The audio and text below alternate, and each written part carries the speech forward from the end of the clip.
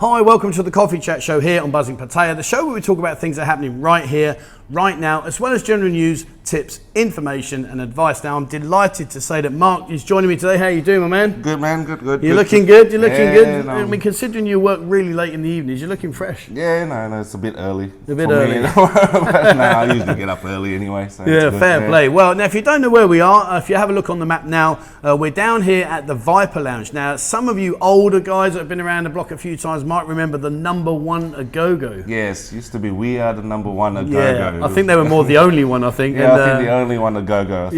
I think had there been a number 2, 3 or 4, they wouldn't have been number 1. No. Now, you've done a fantastic job here. It really has been an incredible transformation, and I can honestly say, and the guys that have been on the bar crawl will vouch for me, you've done a fantastic job. It really is. Awesome. That's good to hear. It really is a great vibe in here. Now, before we talk about that, let's get to know a bit about yourself. Where are you from? I'm actually born in Malaysia. Okay. So I'm born in Malaysia, and then about 10 years old migrated to Australia, Melbourne. So I lived most of my life in Melbourne, basically. But, just nearly 30 years in Melbourne. Wow. You don't know that old.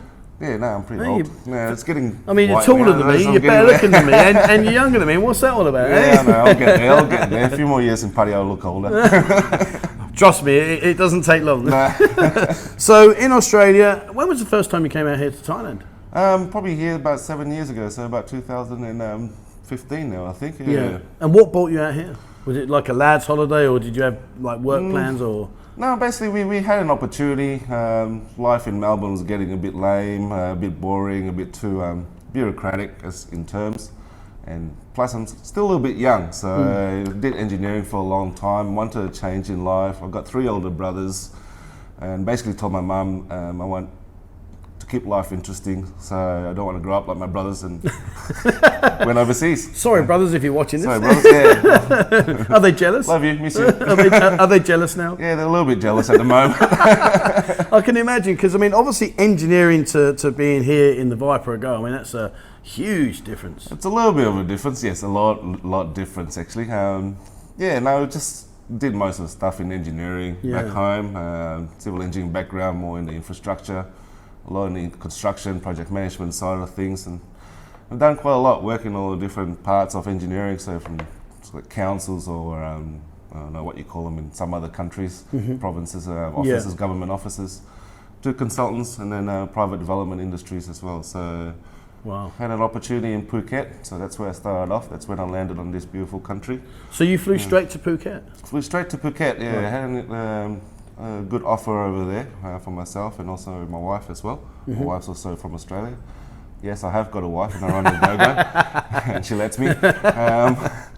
And then, did that, and then started off a construction arm there, and also managed a hotel there as well. Got some insight into how life in Thailand was. Yeah. And enjoyed it, and 7 years later I'm still here, so it must be all right. Yeah. So when you first came here then, you came straight to Phuket, you had no idea what to expect, and you brought your wife. Yes.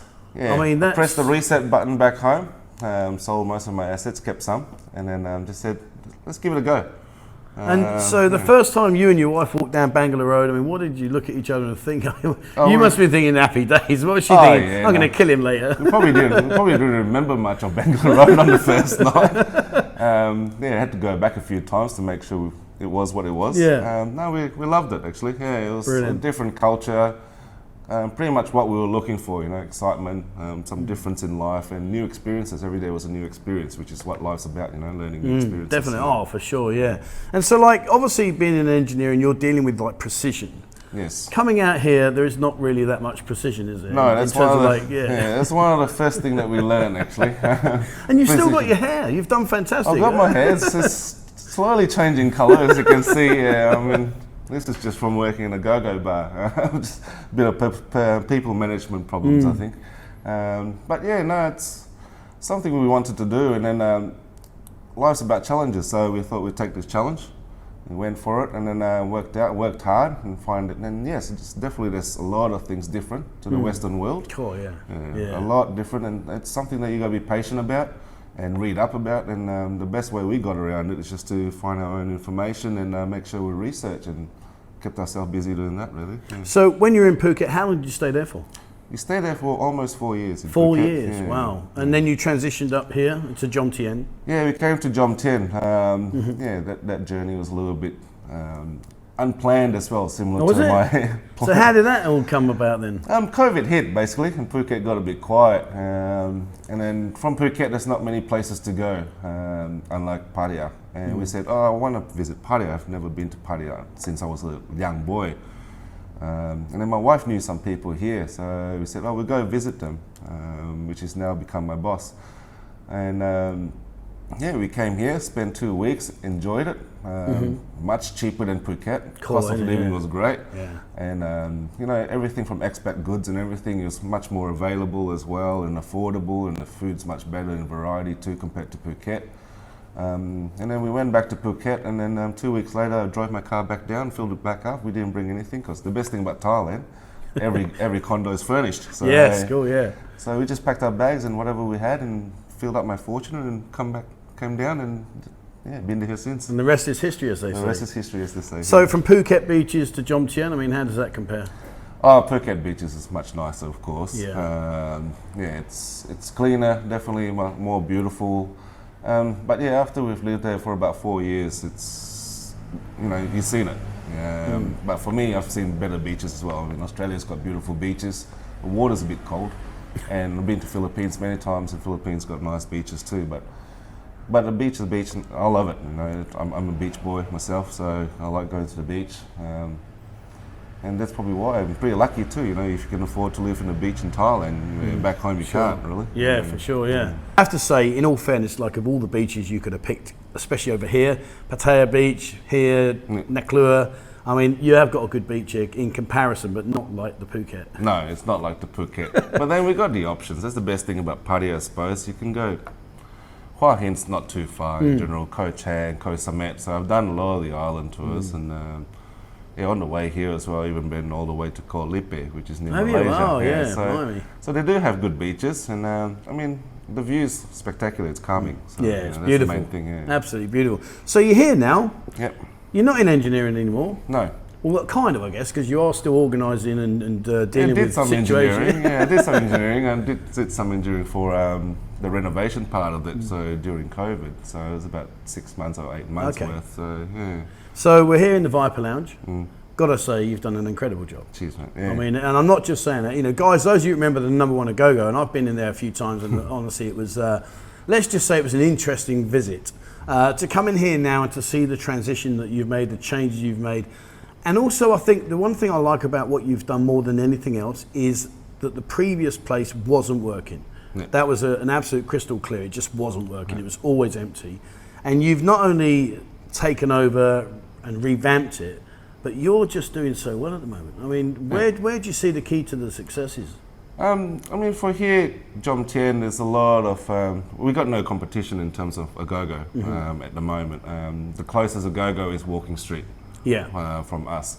So a lot of people from Jomtien, so that's what our target, one of our targets are the local residents down here, to give them something of a go-go experience, but not at a Walking Street price. So that's one thing as well. So, and we can do that here.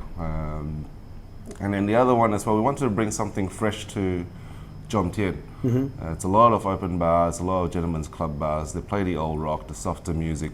So we said, you know, what's missing in Jomtien, especially in this street, that will bring this street back to life a little bit. Yeah. Which is lovely girls. That's #1. That box is definitely ticked, guys. It's definitely ticked. Lovely girls, and then now we've got DJ as well. So good music. I mean, we can do music requests. If we play the rock, I mean, you love your AC/DC. We put that on a few times. I was just going to say, you're a poor DJ. Whenever I come in here, when we bring the bar crawls, or whenever we come here, I go out to say, mate.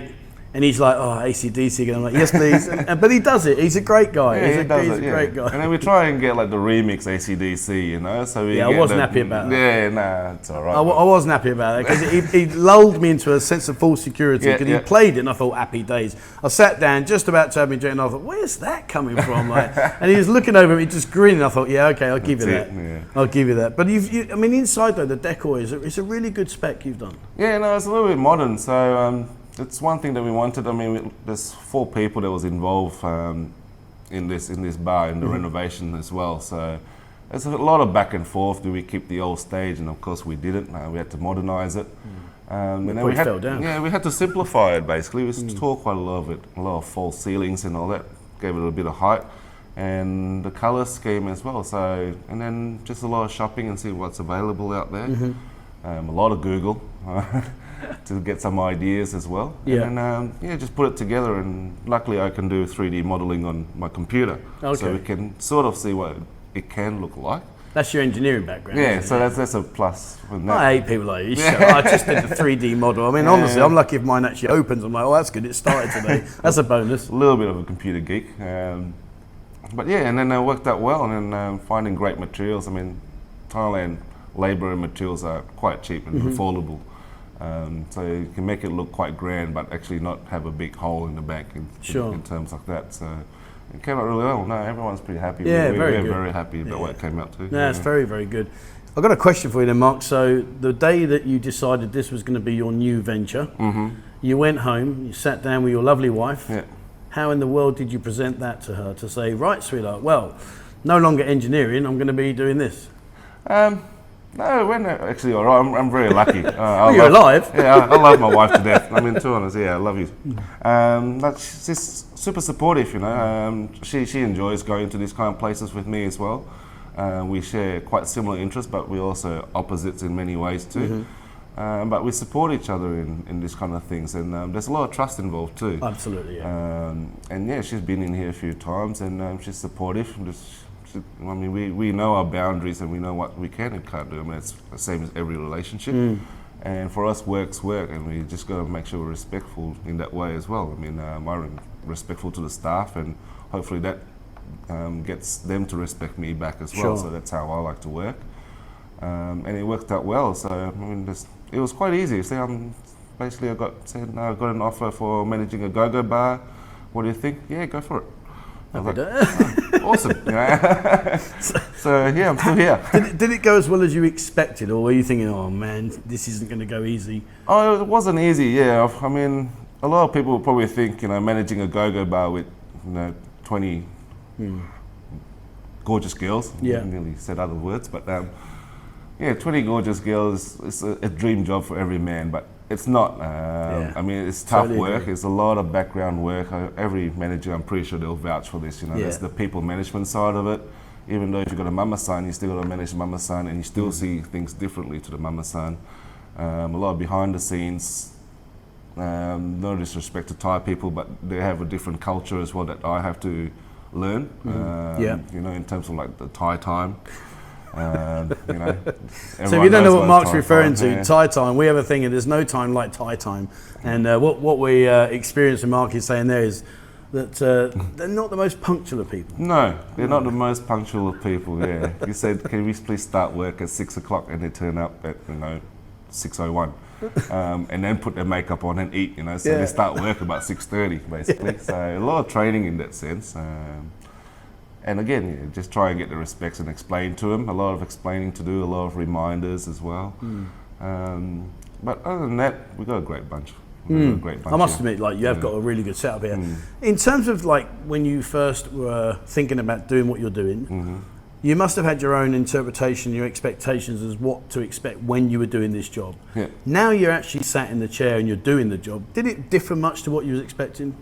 It did differ quite a bit, but also a lot of it was expected. I think maybe because I've had my previous job in Phuket, so the people management side of things, I'm experienced enough in that part. Sure. And know what to expect. But yes, it's a different industry, but you just get to adapt to it anyway. And then the rest of it, the running of it, the operations. I mean, it's a business basically. So you're managing a business. So you've got, your incomings and your outgoings. How you manage that is one thing, and then all your POS systems and things, and the bar and the staff, calculating, and then basically doing like a business plan. Gotcha. Which I've done before. So that part of it's not too bad, but I think the job itself, 80% is probably people managing. Yeah. It's not just managing staff, and you got drunk customers, happy customers, good customers, bad customers. Yeah. I mean, that part, so a lot of patience and just watching the people and just trying to anticipate rather than being reactive, I think is the way to go. I think one of the words you used a minute ago was adapt. Yes. And the one thing I know that you have adapted extremely well is I mean, I speak of what I would call a good level of Thai.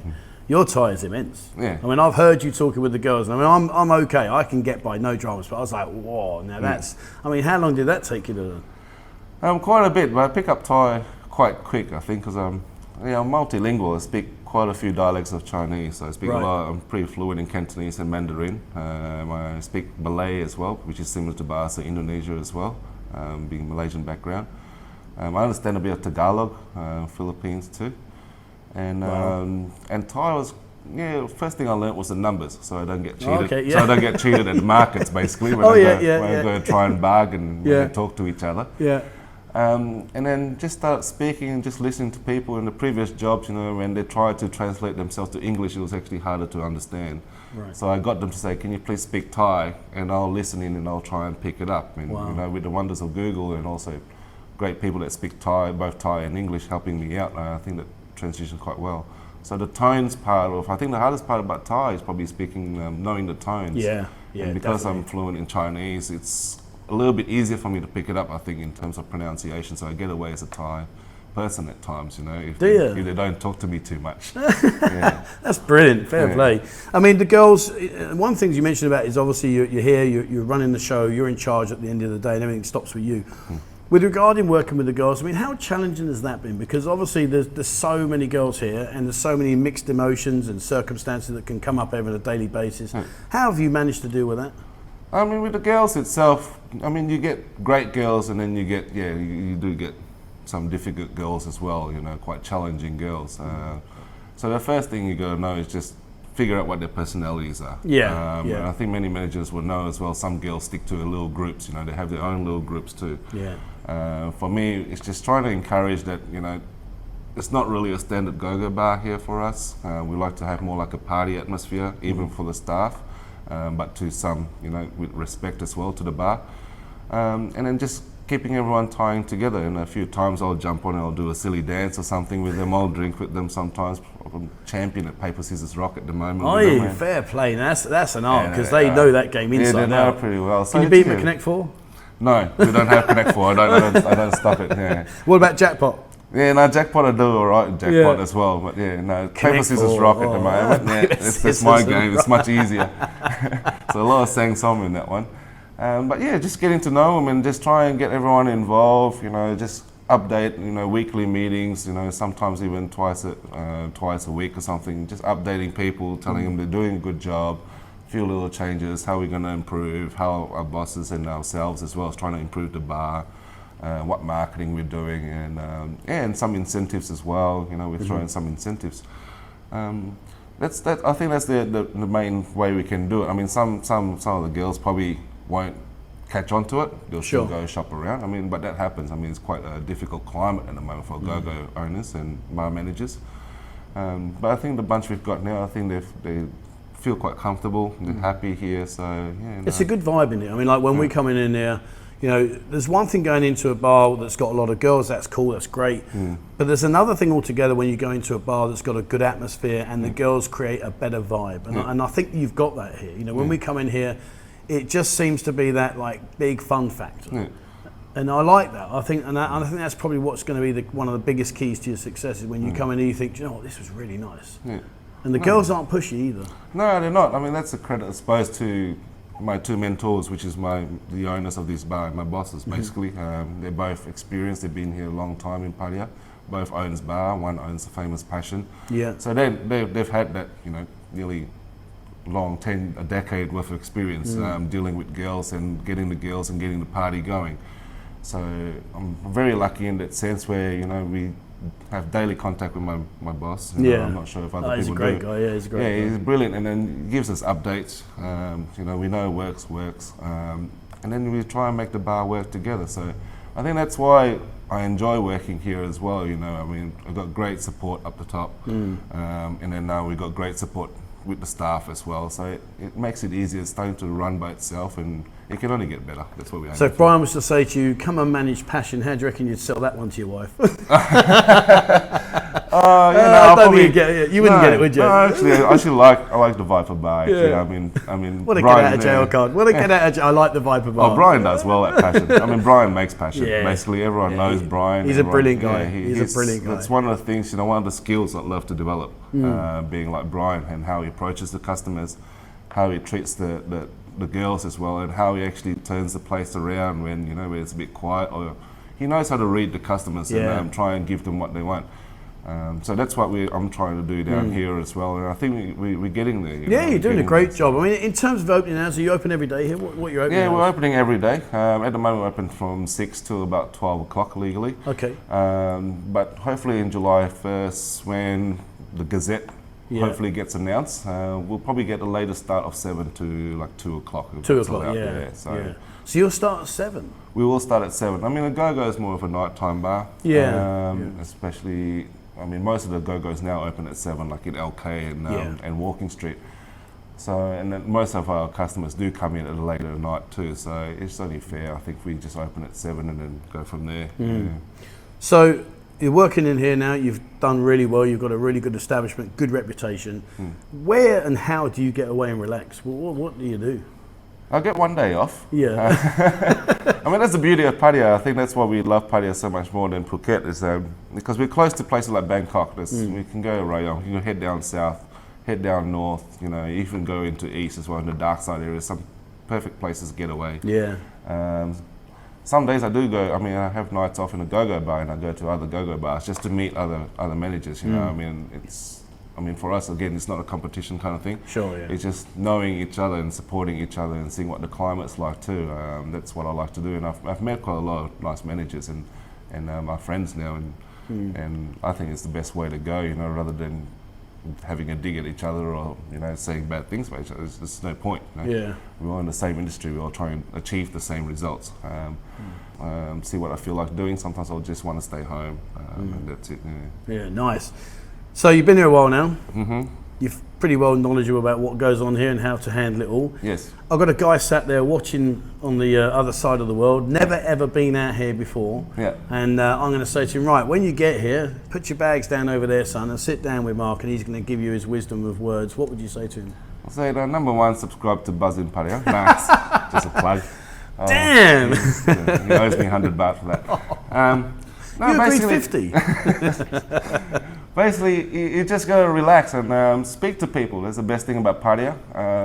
Go to different bars. Don't be afraid. Don't be shy, but also be conscious as well. Be safe. Don't think that there's a lot of friendly people up there. Don't have your guard up fully. Speak to people. Make your right judgment, and just basically enjoy it. Really, absorb everything you can, and as you go, you'll learn to, you hear stories from people, but you still make your own judgment. Everyone's different on what kind of fun they like to have. Sure. So I can't say what the perfect recipe would be. Some loves to go-go, some loves bar, some loves just to play pool. And the options are there for it. So, I mean, but the main thing is just meeting people and asking people that's been on the ground for a long time. Speak to the managers, speak to owners. Jump on, things like Buzzing Pattaya or YouTube and Google, and just Google and research. I think the main thing is just research. There's a lot of chat groups around as well. Ask anyone about the chat groups. People will be more than willing to share their insights too, that's had more experience than I have. That's how I got along, actually, by joining that and actually talking to people. If you actually get shy about it and don't actually do much about it, then you might struggle a little bit and you probably won't have a good of a time as you could, basically. Gotcha. So we're coming to the end. I want to ask you a question before we finish. Obviously, we've had a horrific 2 years. Yes. The last 2 years have pretty much decimated the whole of the country, as it has around the world. Yes. We're now what appears to be coming through the end of it now, and we're going to start to progress. Where do you see the future of not just Jomtien, but Pattaya as a whole? Because there are a lot of people out there that are doom and gloom and saying, oh, it's done, it's finished, it's gone, that's it, it's out. And I disagree with that as my personal opinion. But where do you see the future? How long do you see the time span before you say, do you know what, guys, this is it, we're good to go again? Yeah. No, I think I think this year a lot of people you can see a lot of change now with the Thailand pass ending. You can see the tourists are starting to come back, and the chatter's a little bit more positive as well from a lot of people from overseas, eager to come back. I think, yeah, some people say Pattaya is long and gone. I think in that sense, the old Pattaya, but everywhere evolves. Sure. It's same like this bar, you know, we are number one, we evolved, but we're still in the same industry. So things change, yeah, prices will go up, but it does everywhere you go. Yeah. Girls' experiences and also just drinking experiences in different bars might change, but there's still a lot of the old Pattaya here too. Yes, you got to see that development's going to change. I mean, the country's got to improve, it's got to upgrade. So you got to accept it, I suppose. Yeah. But you can see, like, once places close, new places come back up. And we're seeing a lot of new bars coming back up, and they're awesome, you know. I mean, I can do a few shout outs, but I won't, just in case I'm not allowed to. You can say what you want, my friend. But I go to quite a few bars, you know, and it's brilliant, you know. The concept's brilliant, but it's not something that we want to do or we can do or want to copy or anything. But I just agree, it's a brilliant concept. I said, you know, it's not the Thailand that we know, but it still is Thai in one way as well, you know, because you can do it in Thailand, basically. And it's still fun. And it's still fun, you know, you can still have a lot of fun here. I mean, it's not dead. It is improving a lot lately, you know, exponentially in the last month. As you can see, Walking Street now, it's just every bar, a new bar's open every week. Changes in there now. Have you seen the flooring? They've done all the flooring now. Yeah, it looks amazing. It looks really good. I was so surprised. I mean, the clubs, new clubs are opening. The clubs are brilliant. I mean, so you can party all day. So the party atmosphere is still there for Pattaya, which is what it's known for. But I think the good thing about Pattaya as well, you've got places where you can relax too. Sure. I think that's the main change that I think it's an improvement. Definitely, to Pattaya. Yeah. You know, it's not just drink and then pass it on the beach and wake up not knowing where you are.